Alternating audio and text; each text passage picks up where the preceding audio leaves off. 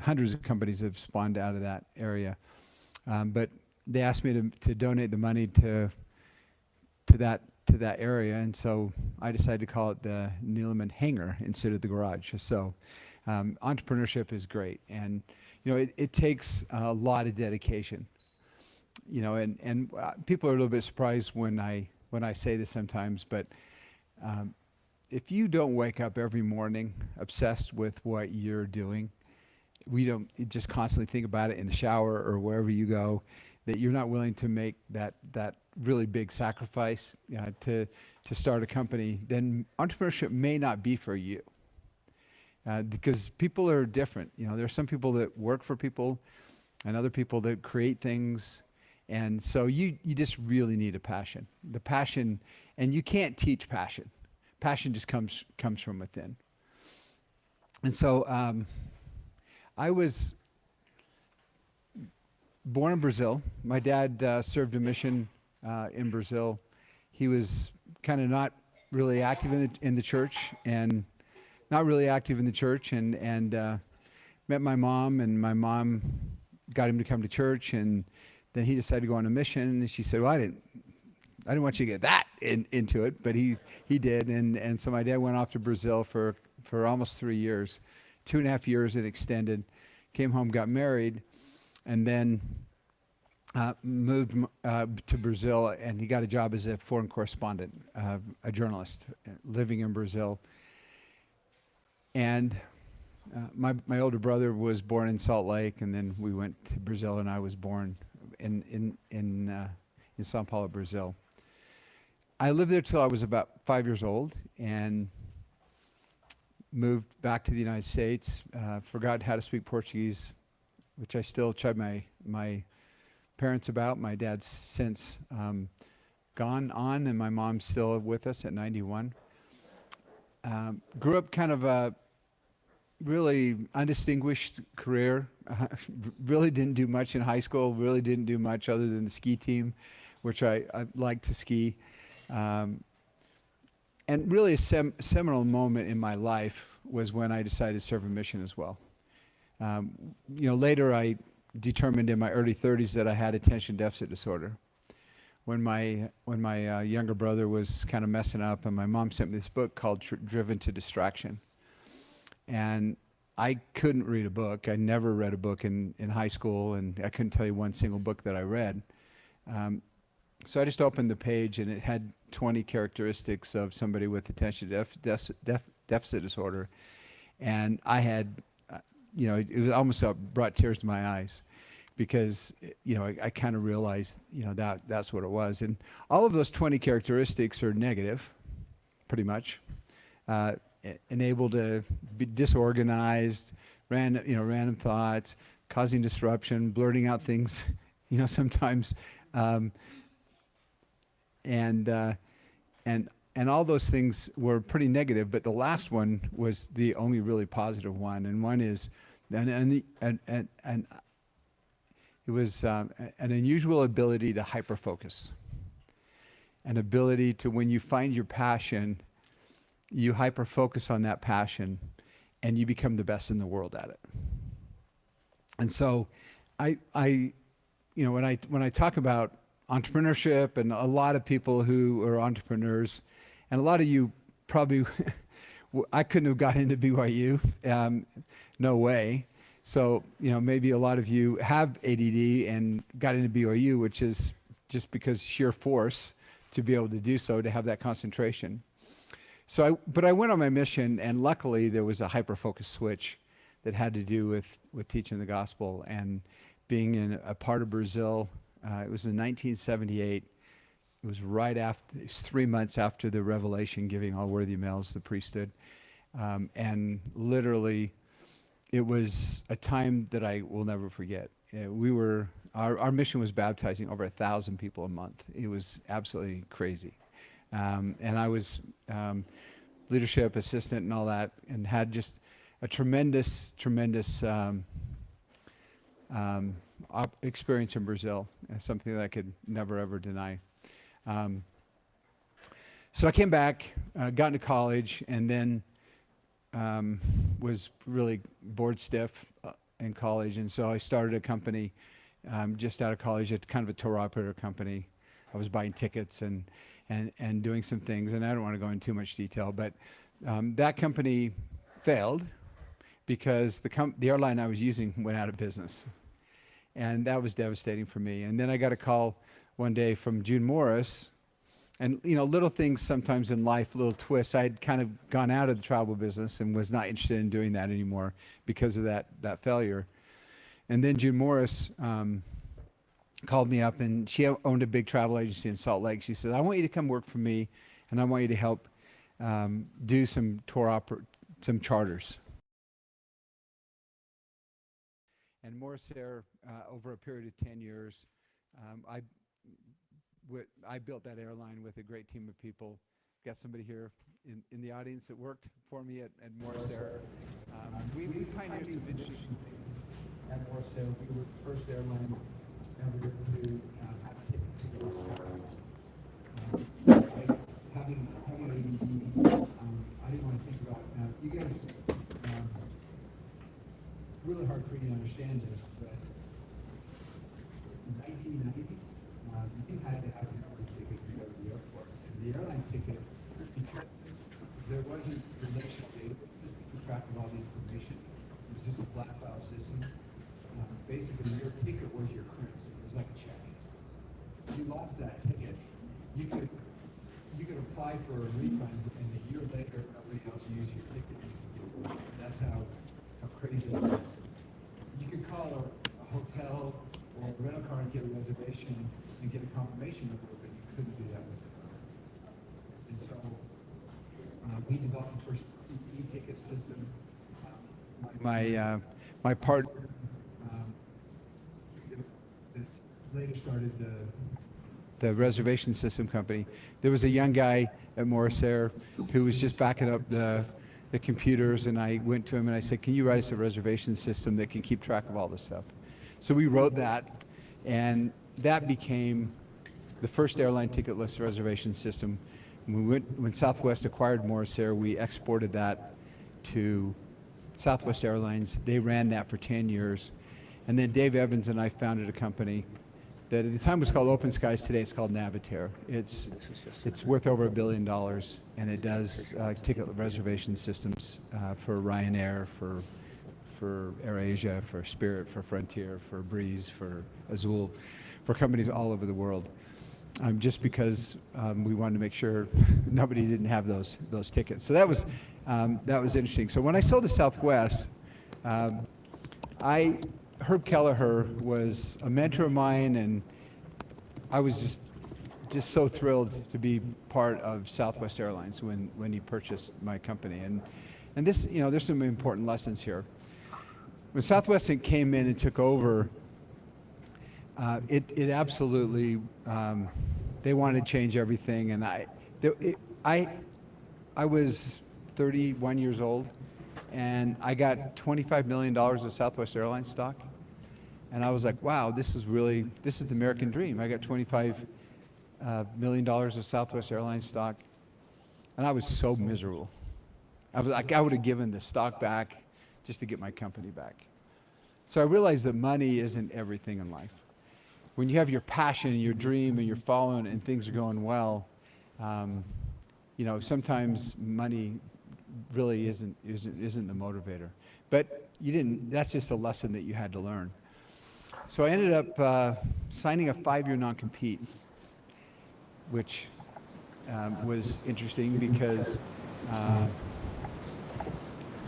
years is a long time to be out of the U.S. domestic business. So it was during that 5-year period of time that I went to Canada and started WestJet. Helped found WestJet Airlines, and then did Navitaire, this computer reservation system company. So along the way, I learned a lot. I learned a lot from Southwest Airlines. Even though I was only there 6 months before, Herb said, "Man, you're driving everybody crazy here." And it was during that time that I found out I had ADD, because I would go into these meetings, and at the time everybody smoked in the whole company. It was the craziest thing ever. They had these ashtrays, and I would sit in these executive planning committee meetings, and I would just like, please have 1 minute where somebody in here isn't smoking. So I was so miserable. And then they were talking about things. They'd drone on about certain things that were driving me absolutely crazy. Because one of the things about ADD is you kind of get to the heart of the matter really quickly, and you tend to simplify everything. And everybody else says it's not that simple. So we would be talking about what would we do about female rampages that are pregnant, and it would be a 3-hour discussion about that. And I was like, can't we just decide and move on? So I would just sit there, and then I would say something like that, and everyone would stare at me like, why are you talking? And so I would just sit there with a don't say a word. I would do that acronym, DS. Well, there was another scripture term in there, but don't say a blasted word. And I would sit and write that like 100 times over and over again, just to remind me not to say and not to speak up. But I knew that I could do better, that really we could create something really spectacular. Now, Southwest Airlines is a great company, and Southwest Airlines is interesting because they just got had a whole new revolution going on at Southwest Airlines, and it was all the same things I was talking to them about doing 30 years ago. And interestingly enough, I had a president at Breeze who's a member of the church, who's a BOE graduate, who's a pitcher on the baseball team.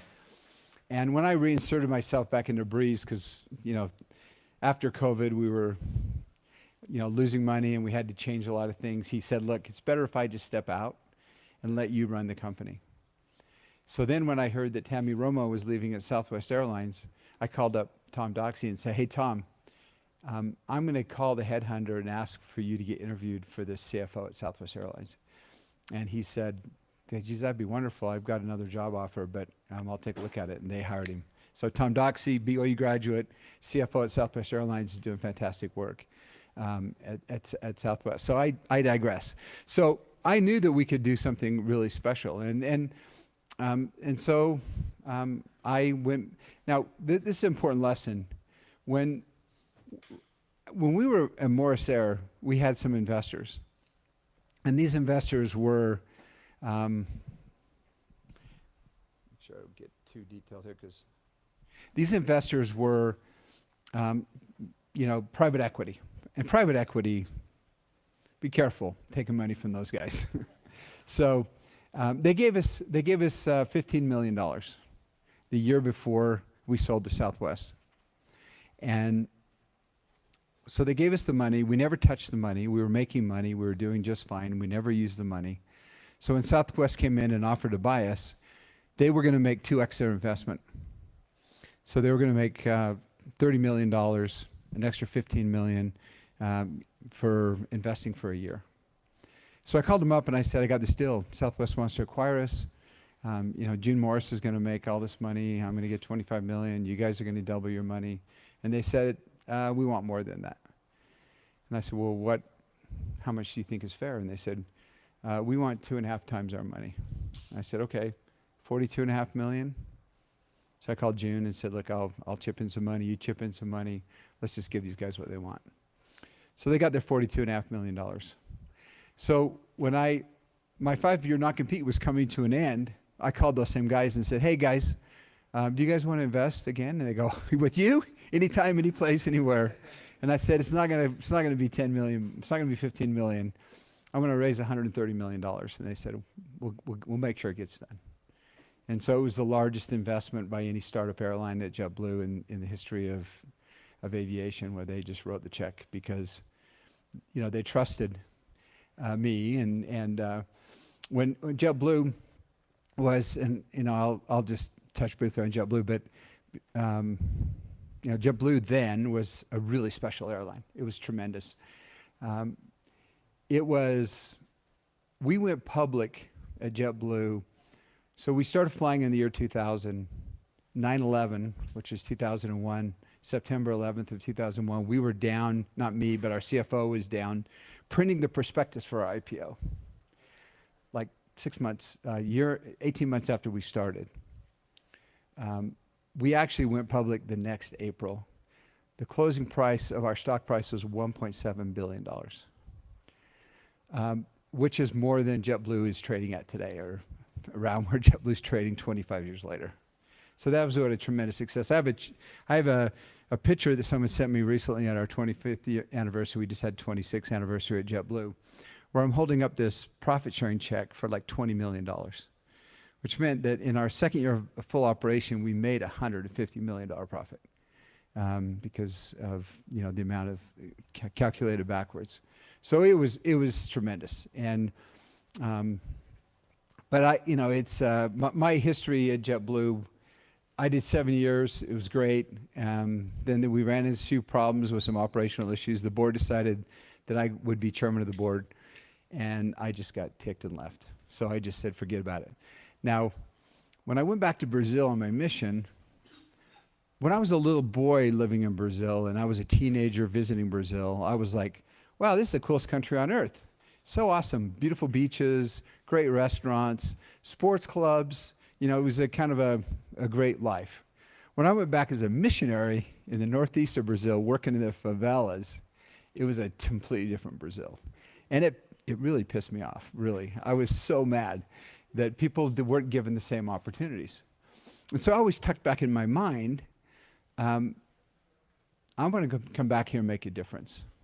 So when the JetBlue board decided to say, you're going to be the chairman, and we're going to bring this guy who's terrible, who was the guy that was responsible for this operational issue we had on an ice storm day where people, nobody got hurt. It was just people were on airplanes too long.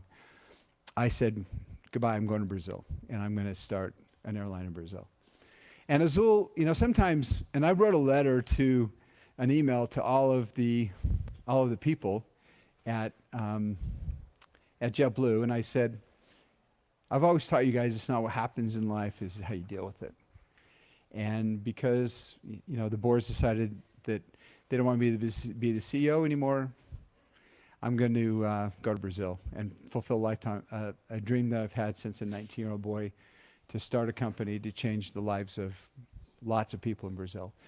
Now, that experience and I took, we had an analyst at JetBlue who had served his mission in Portugal, spoke kind of funny Portuguese, had another guy who dated a Brazilian at Harvard, who was our commercial guy, and took another guy who'd served his mission in Argentina, and they could switch to Portuguese, and we went down to Brazil, and I don't have time to talk about all of the things that Azul has done, but it has really transformed the country. Brazil, Azul employs about 16,000 people, fly about 100,000 people every day. We've doubled air traffic in Brazil. We serve 3 times as many cities as any other airline in Brazil. Now, recently we ran, with COVID, and it's a volatile country. We held off. We were the most profitable airline in the world before COVID. The problem is during COVID, we had no revenues for 2 years and had to take on a lot of debt. So we've just gone through a restructuring. Just some quick numbers. The company has restructured.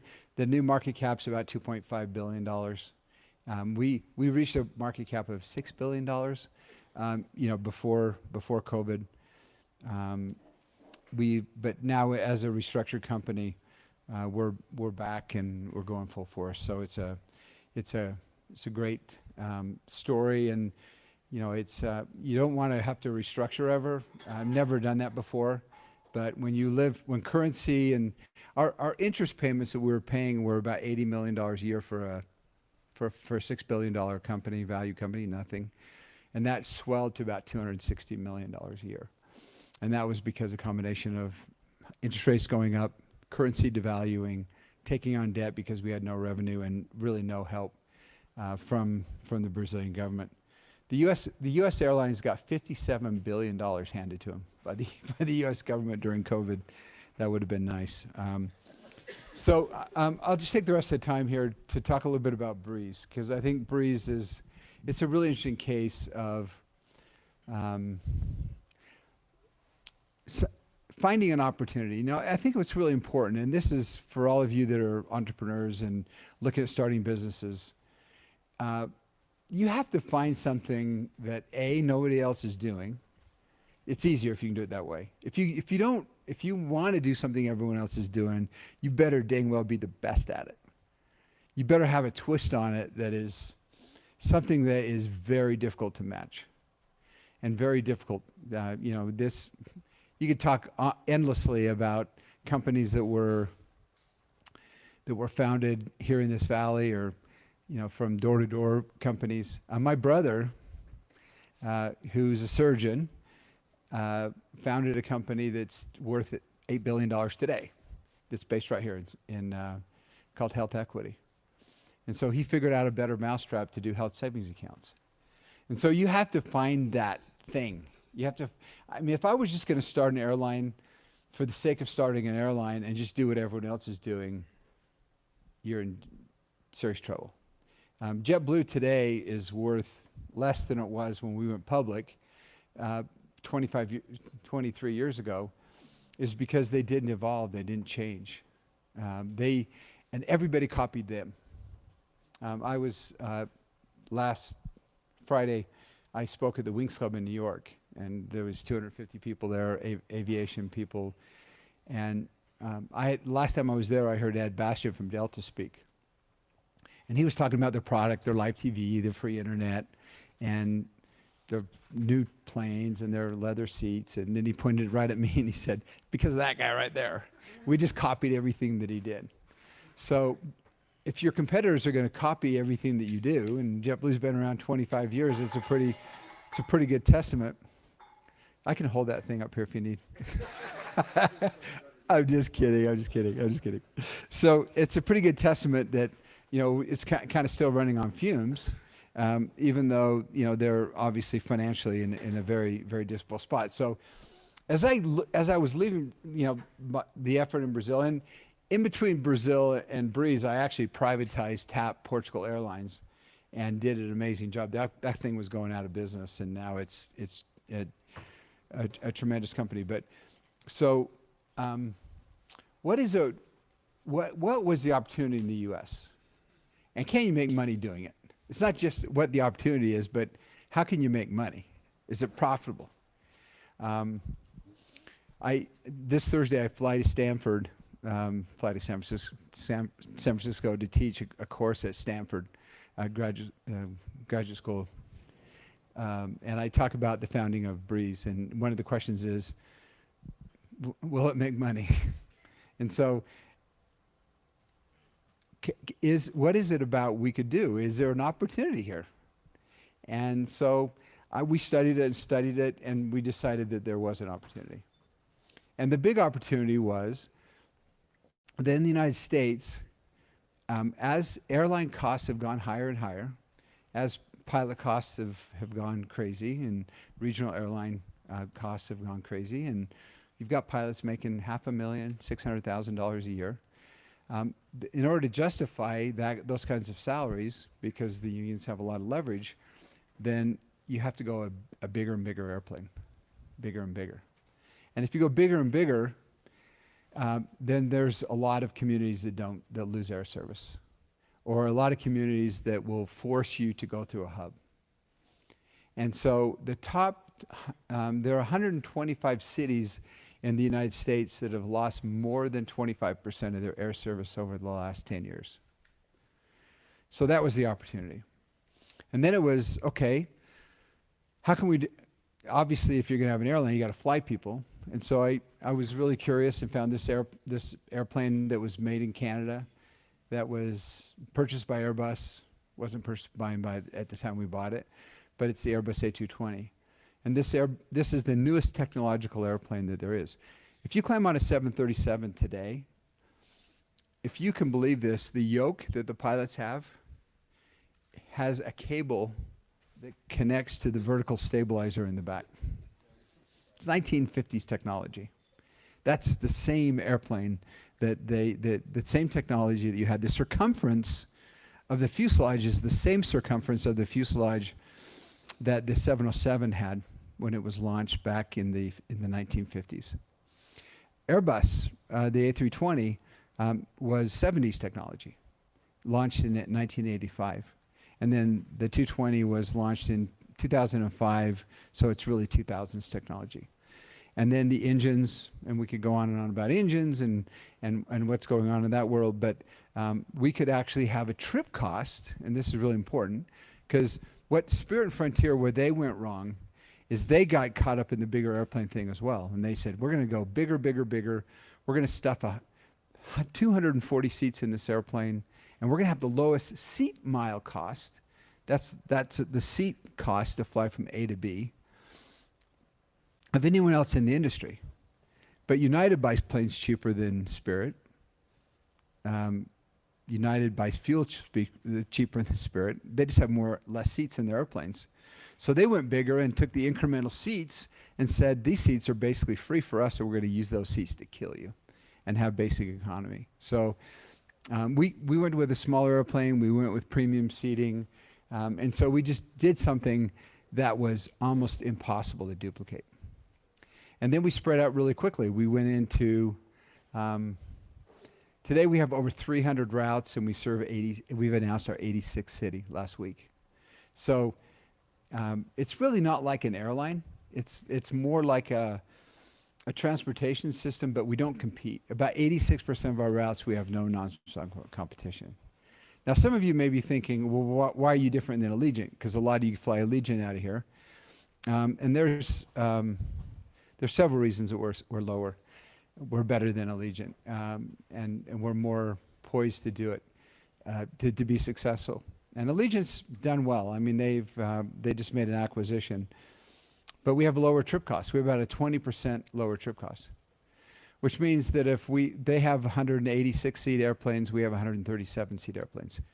And that means that if there's only demand for about 120 seats on that route, we could actually be making 12% margins while they're losing 12% margins.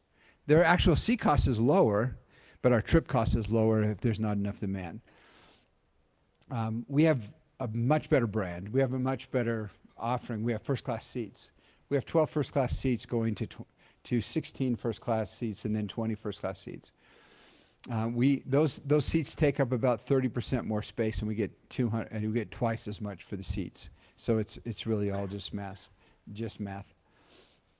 We have free Wi-Fi on our flights if you buy the right category. They have no Wi-Fi at all.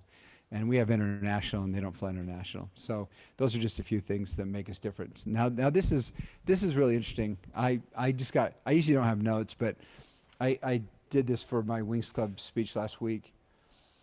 City pairs in the United States, there are 52,000 city pairs in the United States. There's about 2,000 of them that are good for us in our size, and we're flying to about 300 markets, which is about 400 airplanes worth of flying. Now you can say, if there's a database that is kept at the Department of Transportation that has every single person that flew between every single route and what they paid. And so we can look in there, and if there's about 10 people a day that fly on a route, we can make it work. How do you make it work? Well, because we get you there twice as fast for half the price. And so in most of the cities we serve, we have the most destinations served. Let me just give you one quick example, and then I'll talk to you a little bit about the operation and how we run our company. Charleston, South Carolina. That's a big hub for us. Love Charleston. And it was a really underserved market. It's a desirable market to fly to. It's got great history, great food, great culture.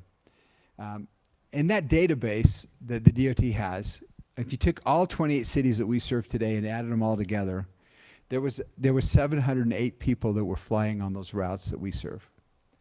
Today, fast forward 5 years, and when I announced that we were going to Charleston, we only had 7 days notice to start flying because of the FAA certification. I said, there's a lot of people coming to Charleston this summer that have no idea they're coming to Charleston. And July was an all-time record month for Charleston. Pre-COVID, whatever. Nobody had ever gone to Charleston as much as we had. So 5 years. So 708 up to 723. So the market's grown a little bit. That's just the incumbent carriers. Today we serve almost 1,000 people a day on top of their 700 that are going to Charleston.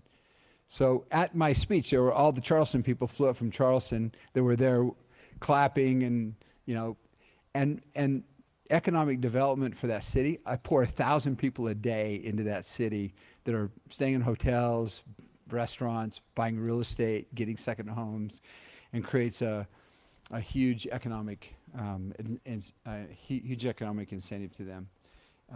Our Raleigh-Durham is our city with the most destinations. We serve 38 different destinations from Raleigh-Durham. Delta serves 23, and we have 38. So being able to kind of go into these cities and looking at migration patterns, it really works. And you know, profitability-wise, it's really starting to take off.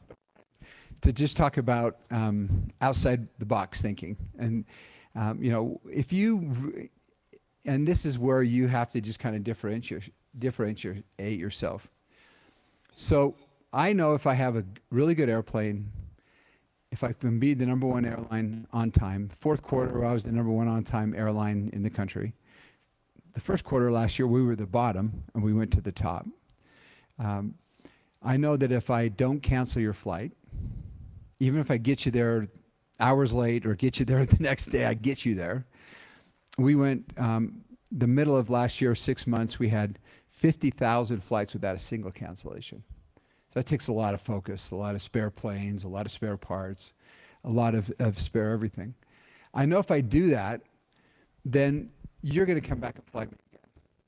And that's really the key, because airlines, when you start an airline, your costs are all-time high because you don't have economies of scale, and then your revenues are all-time low because you have any repeat business. So as people fly you and they start flying you more and they pay you more, and then you get economies of scale and the prices come down, you have that inflection point where you can start making a lot of money. Provided you don't have a bunch of airlines trying to kill you like United and Delta because you're flying the same routes they are, because you went and got too big airplanes and put too many seats in it. Everyone's miserable on your flight and nobody wants to fly with you, and then you become a Spirit. And so as you start taking care of people, it's called the maturity curve. Markets just start getting bigger. People who are flying you from White Plains, New York, down to Charleston, or they're flying you to Vero Beach, they go down there and they go, wow, I want to spend more time down here. I bought a second home. If we're in Westchester, we did a survey, almost 30% of the people on those flights have a second home in Vero Beach. And so that's why we have 2 flights a day, getting everybody back and forth on those flights. But, so the opportunities are great, but the logistics are really difficult, because you're serving, yesterday, we landed in Columbus, Ohio, and the flight attendant got sick. And you have to have 3 flight attendants. She felt like she couldn't continue on the flight, so we had to cover that flight by having someone drive from Canton, Akron, 3 hours to be able to kind of cover for that flight. This morning, somebody left the battery on one of the planes, and the battery's dead, so we had to fly in. So thinking outside the box, Ryanair has a very similar operation. Ryanair is worth $35 billion. They're based in Europe. They use Navitaire, my reservation system. They have 600 airplanes or so. They serve hundreds and hundreds of destinations, and they have 4 Learjets and 2 Challengers to be able to kind of do get the operation recovered if there is a disruption of some kind. So we just bought 2 Lear 45s, and they're going to start flying this week. So if a flight attendant gets sick in Canton and up in Columbus, we'll know of that before the plane lands, and we'll dispatch. We'll have flight attendants at the airport. We'll have pilots there.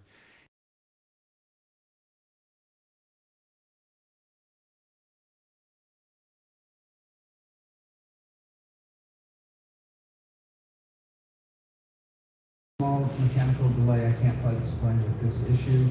We know what the problem is. We notified our dispatch on the way in. They scrambled the plane, a technician, and a part. They're airborne out of Charleston. They'll be here in about an hour and a half. And so it'll take about 30 minutes to fix it. So I'm going to buy you all lunch. Go grab some lunch and come out back, and we'll get you on your way today. So you don't really hear that from other airlines. You just say, flight's broken, cancel flight, instead of the recovery options. So you have to continue to obsess with it. And part of that is just having information. AI is really changing it. And what we're looking at. I could go on and on about all in our business to communicate better with the customer, to know our guests better, to do predictive maintenance on the airplanes. I have a whole VP who is dedicated to big data and analytics, and he has a team of 10 people, and that's all they do all day is look at analytics on several areas of the company, from fuel burn to I'm really into non-branding Google ads, what the return on investment and what the ROAS is and all that. I mean, just goes on and on. But, bottom line, and we can answer questions, you just have to, if you are where I started, if you're an entrepreneur, you have to know everything about your business. And you have to just obsess with it. And you have to become the best at it. And you can't, our chief operating officer, who I've really grown to really appreciate. He always has this saying that on the road to perfection, you meet excellence. So every day you have to work for perfection. You're never going to be perfect. You can become excellent at everything that you do. So, and if you don't want to have that obsession, then maybe entrepreneurship's really not for you. So, Corbin, do you want to come on up? You can answer questions. All right.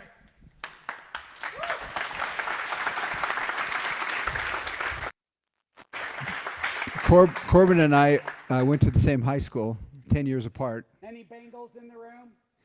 Brighton Bengals, the best. Let's go. I didn't know you were a Bengal. Within these circled halls. That's pretty good. That gets you 49% there. All right, your future's bright if you're a Bengal. Look at this. I didn't read a single book at Brighton High School, so.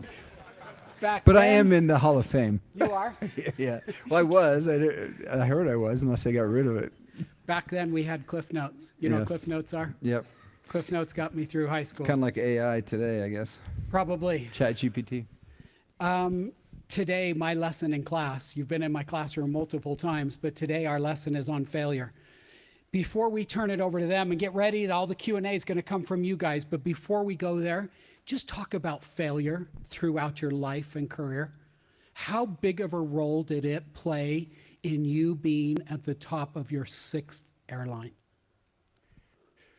It was, it's just part of life. I mean, Dick Marriott is in my ward, and I think the Marriotts were unsuccessful 2 or 3 times before they figured out what would be successful in the hotel business. And I think, like I said earlier, it's really not what happens to you, it's how you deal with it. It's not essential that you fail, but what's essential is what you learn from it and how you bounce back. Great answer. Okay, I'm going to start off with the first question. How long before we have a Provo to Palm Springs flight? I need that one. It's interesting. As we select flights, I would prefer like a Fort Lauderdale flight so we could get everyone to a cruise ship every Saturday. Okay. That sounds, Dylan, my grandpa had this great story, and it was, he was an entrepreneur, and he had a bunch of little grocery stores in town and restaurants. And he told me the story about when he was a young guy, he worked at a bakery. And he was supervisor of all the bakery routes. They'd go up into Idaho, and these trucks would go and deliver these bakery goods every day. So one day, this guy calls in sick, so he has to take the route.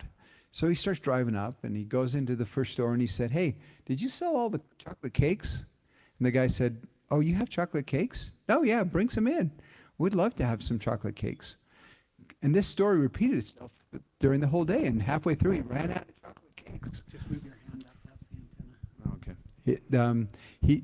He ran out of chocolate cakes. So the next day, when the guy came back to work, he said, "Dude, how come nobody on your route knows we have chocolate cakes?"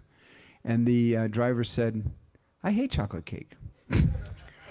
So I always tell our people that, I don't care what you think. Let's figure out what the market wants. And there's just not enough guys wanting to go to Palm Springs out of here. I don't Really? think so. Unless you make some more millionaires here that can buy a place in Palm Springs. Look at the millionaires I'm making. Look at this. But the other thing is that there's a drive circle every time. And obviously, when I go to Jackson Hole to ski, I never, ever fly. I always drive. Because by the time I drive to Salt Lake, take my skis, check in an hour early, go through TSA, fly to the airport, go to Jackson Hole Mountain, I'm 4 hours and 30 minutes, and I can drive it in 4 hours and 15. So the longer the drive is, the more successful you are. All right, I'm going to call your analytics guy. Okay. All right, who's up? Okay. Jesus, fire away. So I've got a huge compliment and a very tough question. Huge compliment is I've been flying for business for decades, was a real big customer of Southwest Air, bought my own plane, flew myself, and then I got really frustrated with airlines for a long time. But a month ago, I went on Breeze Airways, and for $320, I got a round-trip first-class ticket to Dallas, and everything was perfect. Great job. Okay. Knock on wood. Thank you. Tough question. My wife and I take our summer vacations in our RV van, and we're looking forward a year or two from now to buying a Robovan from Elon that drives itself. And all of a sudden, our drive circle extends about 12 to 14 hours, the entire western United States. How is that going to disrupt your business?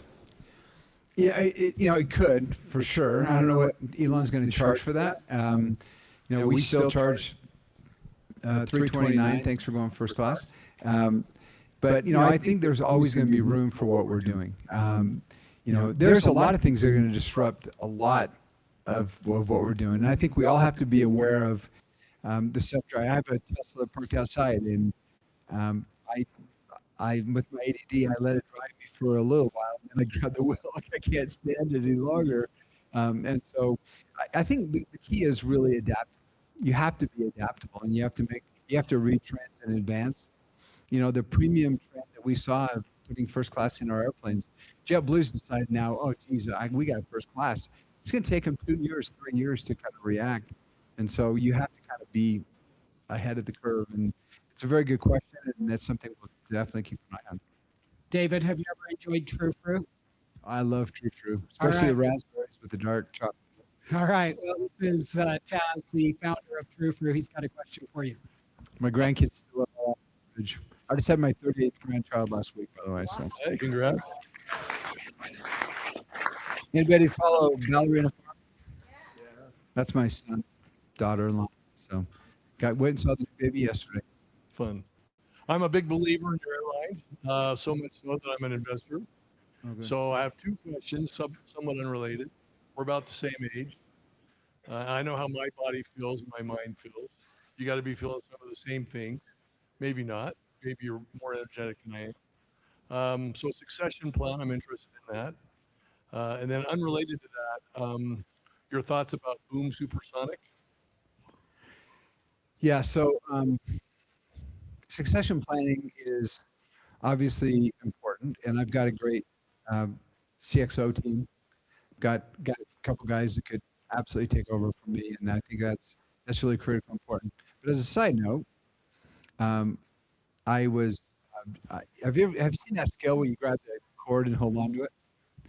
So I'm 66, and this morning it told me I was 28. So I was feeling pretty good, but that was before I ran the driveway 10 times. We're at 8,000 feet at Deer Valley, and I run the driveway up and do it in 12 seconds and do it 10 times. So obviously keeping yourself physically fit and eating the right foods and not eating a lot of true food, but not too much true food. It's great for calories though, compared to some of this other stuff, is really important. And it's really something you have to focus on every day. And I think it's actually a state of mind too, being able to kind of just say age is a number, but I just want to feel great all the time. Second question was Boom. Yeah, Boom. I always tell a story. So my ancestors crossed the plains. Um, my first member of the church for my family was a lady named Sally Hewlett. Her and her husband Elijah Whiting, they died in Mount Pisgah of of consumption or whatever they called it at the time. And it took 5 months, and a third of the people died, and it was really terrible. I think the train was a much better investment than a better invention than an airplane, because you could go from New York to Salt Lake in like 4 days instead of a third of you dying and taking a half a year to do it. So the incremental difference was so much difference, and the train actually allows you to keep time because nobody really cared about time until you're going to miss your train. So the conductor would set the clock in every town. So I'm a big believer in trains and logistics. Um, as you talk about boom, that take that same concept and say now I can fly to London in 3 hours instead of 5 hours or 5.5 hours. What's the incremental difference? Now, the cost is it's triple or quadruple because you burn out your engines quicker, you use a heck of a lot more fuel. I just don't, and it doesn't have the range that you need. You couldn't go on a boom airplane from here to Japan, for example. So you have to make a stop anyways. So there's diminishing returns where you have a 777X or A350 can make that nonstop trip where a boom doesn't have the range. And so if you really had the range and you could go to Australia in 6 hours instead of 12 hours, that may be something, but it can't make it that far. So I just I don't think the view is worth the climb, and I don't think it's going to be widely accepted. Um, what goes into deciding who you hire? Because I know you said you had 50,000 flights with no cancellations. I think that depends a lot on the people you have flying, the people you have running it, and also just like everyone involved. So what's Yeah, so yeah, it's really important. And I think um, my first venture investor, Michael Lazarus, used to always say, a fish stinks from the head. He lives in San Francisco. He's going to be at Stanford. He likes to show up there. Or it's, I guess it smells good from the head. And I think you just have to set expectations on what is acceptable and not acceptable. And we have our values. The top value we have is always safety. So safety is critically important. But then we started out with this concept that said we want to be seriously nice. And it was cool because seriously nice costs nothing. It's totally doesn't add to your sea mile cost or your trip cost. And so it's really important that you hire people that understand that understand that we're dedicated to safety, we're dedicated to getting people where they want to go, not canceling flights, but doing it in a safe way and doing it all seriously nice. And I really, really believe that company cultures make people better or they make people worse. I remember one time we hired a VP of maintenance from that had just that I didn't hire this person, but he was previously at Air Canada. So my friend was the CEO of Air Canada. He called me and he goes, "Why in the world you hired that guy? He's terrible. We just fired him and you hired him. Why didn't you call me?"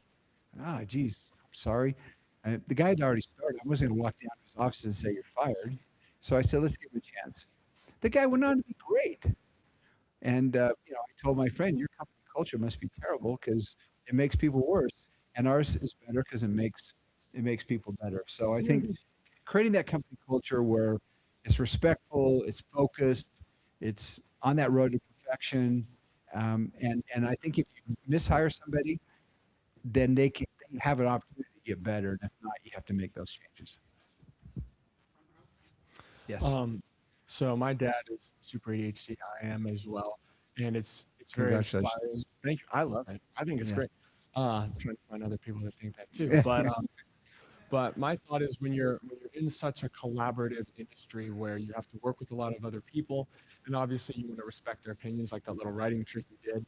How do you find ways to communicate your ideas and your thoughts without discrediting kind of how they come to you as being more of a maybe ADD thinker? And how do you get other people to take them seriously? Yeah, that's a really good question. I drive my CXO crazy because,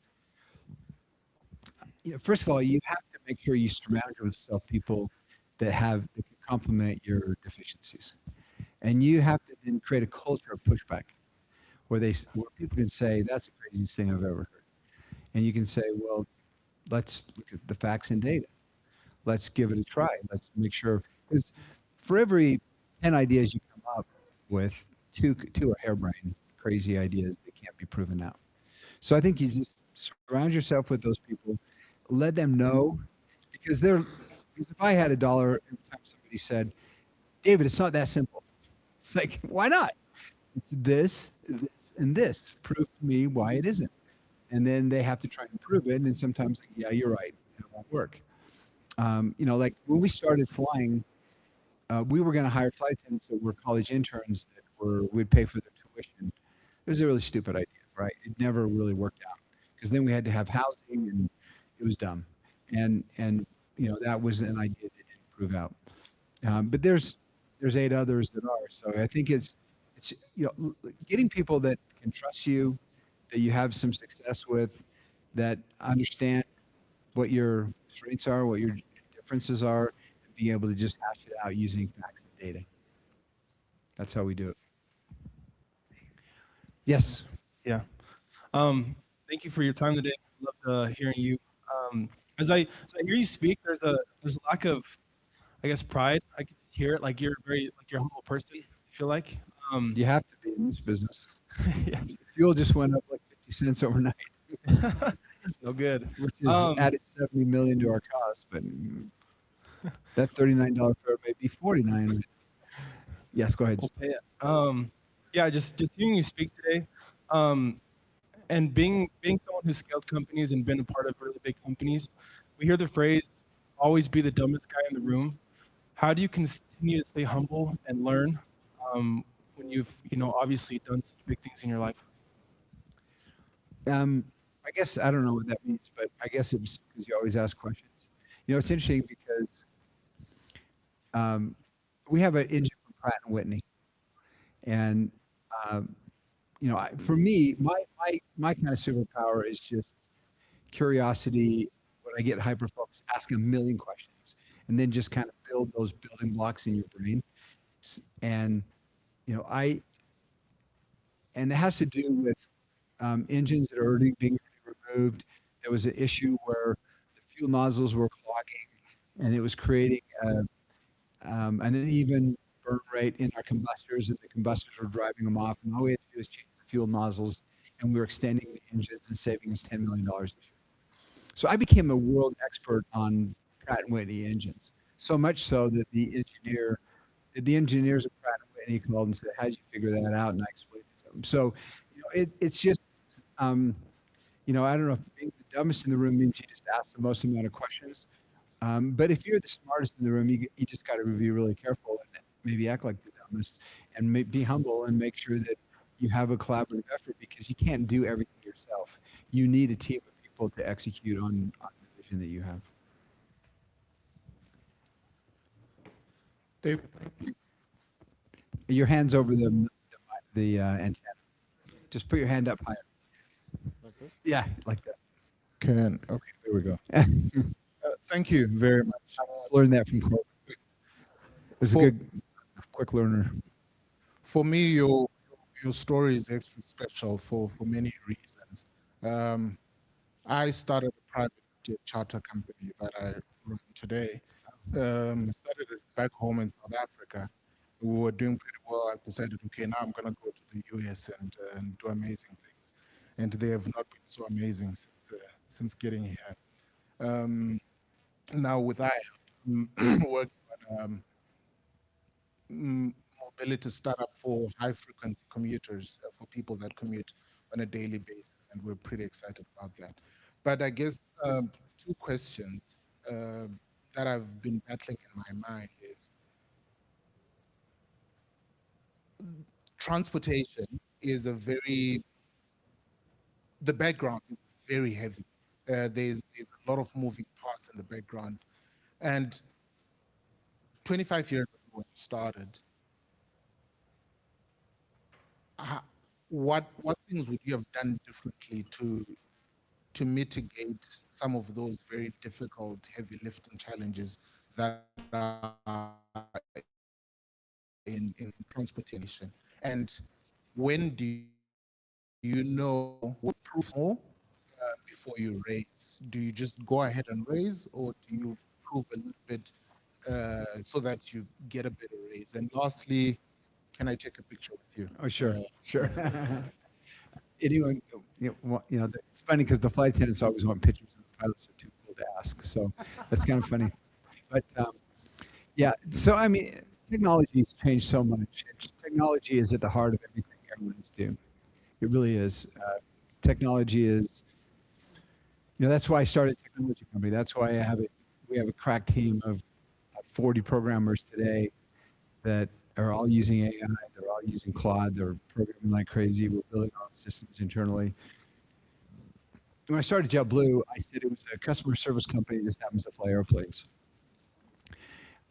The technology advanced so much that I said at Breeze, we are a technology company that just happens to fly airplanes because people don't care. So it's just using the technology to your benefit. Yeah. The second question was, Can he have his picture with you? oh yeah, that was the third question. Oh, Oh yeah, proof. It's always when you're investors in private equity. It's like, how much do I give away? How much do I keep for myself? And I've always thought that I'd rather have a smaller piece of a big, huge pie than the whole pie with it's not worth anything. So, I think it's a balancing act. But it's all about storytelling too. You have to tell the story. If you can tell the story, great, you'll get investors. If you're not a great storyteller, if you can't explain why this is different than everyone else and why it's very difficult to duplicate and why you're going to be doing something amazing, then it's really hard to raise money. all right, everybody. This is our last question. Yeah, thank you so much for taking the time to speak with us today. I guess my question kind of contains two parts. And you had touched on it a little bit before about how your company is starting to implement AI. And so my first question would be, in what ways is Breeze implementing AI currently? And then also with all of these entrepreneurs that we have right now, what are ways that we can be implementing AI into these small businesses to ultimately give us that leg up? Because AI is growing so much right now. Yeah, I could go. I have a call every week with all of my direct reports, and then I have a call with my big data guy, who reports to the CFO, because I want to hear the latest and greatest on that. And then I have with the guy that runs the operational control center for our airline. And just last week, this is just a really simple idea. So you have a bunch of manuals, maintenance manuals for the airplane. And some things you can defer and other things that are no-go items. So he was able in 4 hours to load all the manuals into the system and then just ask it any question. And instead of searching through the manuals, it gives you the answer right away that you would have taken 20, 30 minutes extra time to do. And he's proving out that model. He did it in 4 hours. So that's not a big impactful one, but it's like I talked about predictive maintenance. Talked about knowing our guests. I mean, being able to go to every single guest that's ever single flown on us, know what their travel pattern was, and then if they had a 4-hour delay and then it dropped off, we can go pinpoint that person and say, "Here's a free ticket. We're sorry this happened to you, but look at our record. We're not going to. Hopefully, it won't happen again if you can fly us again." So, just getting granular on all the stuff on a basis that you could never do before on the revenue side, the operational side. And on the finance side, it's really mind blowing what's happening at warp speed. All right, the young adults in the room. You're a young adult, 28 or something. Whatever you're Running the driveway. All right, young adults in the room. How many of you want to be an entrepreneur? Okay, pretty good number. We're sitting here speaking with David. David, you've been a part of 6 airlines. 5 of them you started. That seems so big to a 22, 24-year-old. I'm going to be Guy Raz for a minute. And let's wrap this up because that is still an assignment in my classroom. We listen to your podcast every semester. Got another one coming up with him. You do? Okay. What advice do you have for these 20 to 25-year-olds? An airline seems like a monumental climb. And when you were at the University of Utah, you didn't start an airline, but you did think outside the box when you started doing the booking assistance with the Hawaii condos and stuff. Can you give them some advice so that pertains to their path from here to Breeze? Yeah, I mean, I kind of started with this a little bit, but just I can't emphasize enough that you just need to be extraordinary in what you're going to do. You need to be obsessed with it, and you need to just be all consumed with what you're doing. And I feel like it's easy to raise your hand and say, "I want to be an entrepreneur." It's more difficult to have those late nights and just have it just be, almost, part of you. And if you don't do that, you just will never have the success. And then surround yourself with great people, and make sure that they're great people who compliment you and take good care of them so they're loyal to you. Outstanding. Let's give it up for our guest today, David Neeleman. Before you take off, feel free to walk around. That's a lounge through those doors. And if you keep going through the next opening, that's iHub. iHub is a nonprofit incubator. It is here for you. All of the services provided here, all of the mentors, it's free. It's here to help you remove the barriers and get the questions answered that you have, because you're sitting there thinking, can I be an entrepreneur? It's scary. You're afraid of failure. There's all those challenges ahead. We help you through those challenges. Take 2 minutes and go on a quick tour of iHub. You'll be thoroughly impressed. Keep this place in mind when you go to start your business. We're here to support you. Thanks for making the effort to be here today, everybody. Nice job.